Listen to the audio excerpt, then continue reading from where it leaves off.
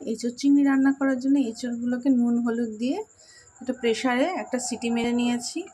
আর হচ্ছে চিংড়ি মাছ ভেজে নিয়েছি, আলু ভেজেছি, আর হচ্ছে কেটে নিলাম পেঁয়াজ, টমেটো, আর ফোড়নের জন্য শুকনো লঙ্কা আর গরম মশলা। আর এতে মশলার জন্য হচ্ছে গিয়ে ধনে, জিরে, আদা, রসুন, লঙ্কা। কড়াইতে তেল গরম হয়ে গেছে, এবার দিয়ে দেবো শুকনো লঙ্কা, দিয়ে দেবো গরম মশলা, দেবো পেঁয়াজ কুচি। পেঁয়াজগুলো ভাজা ভাজা হয়ে গেছে, এবার হচ্ছে দেবো টমেটো কুচি। পেঁয়াজ আর টমেটোটা ভাজা ভাজা হয়ে গেছে, এবার আমি একটা মশলা দিয়ে দেবো, নুন, হলুদ, তারপরে হচ্ছে শুকনো লঙ্কার গুঁড়ো, অল্প জিরে গুঁড়ো, ধনে গুঁড়ো, এগুলো জল দিয়ে আমি আগে মিশিয়ে রেখেছিলাম, সেটা দিয়ে দিলাম। নুন হলুদ দিয়ে কিছুক্ষণ চাপা দিয়ে রাখার পর তারপরে হচ্ছে গিয়ে আদা রসুনের এই মশলাটা দিয়ে দিলাম।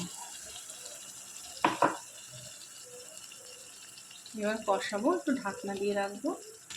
সব কিছু দিয়ে মশলা দিয়ে ঢাকা দিয়ে কিছুক্ষণ রাখার পর এবার আমি যেহেতু এঁচোড়গুলোকে নুন হলুদ সেদ্ধ করে নিয়েছিলাম, দিয়ে এবার আলুগুলোকে আমি শুধু ভেজে নিয়েছিলাম, তাই আলুগুলোকে আগে দিয়ে দিলাম। একটু কষিয়ে নিলে আলুগুলো সেদ্ধ হয়ে যাবে। আলুটা মশলার সঙ্গে কষানো হয়ে গেছে, এবার দিয়ে দেবো হচ্ছে নুন হলুদ দিয়ে সেদ্ধ করে রাখা এঁচোড়গুলো।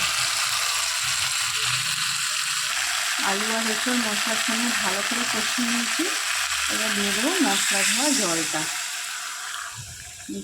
মিক্সি মেশিনে মশলা ধোয়া জলটা দিয়ে দিলাম। তরকারির জলটা ফুটে গেছে, এবারে দিয়ে দেবো হচ্ছে চিংড়ি মাছগুলো, দিয়ে আবার কিছুক্ষণ ঢাকনা দিয়ে রেখে দেবো সিম আছে। এঁচোড় আলু চিংড়ি অনেকক্ষণ ঢাকা দেওয়া ছিল, এবার সব কিছু সেদ্ধ হয়ে গেছে। আমি এবার 1 চামচ ঘি দিয়ে দিলাম,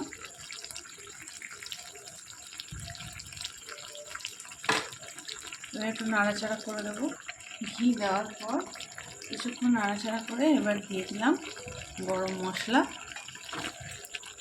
এবার এটা দিয়েও একটু নেড়ে দেবো, কিছুক্ষণ দমে রেখে দিয়ে সিম করে তারপরে বন্ধ করে দেবো গ্যাস। আমার এঁচোড় চিংড়ি রেডি হয়ে যাবে। আমার খুব সুন্দর এঁচোড় চিংড়ি রেডি।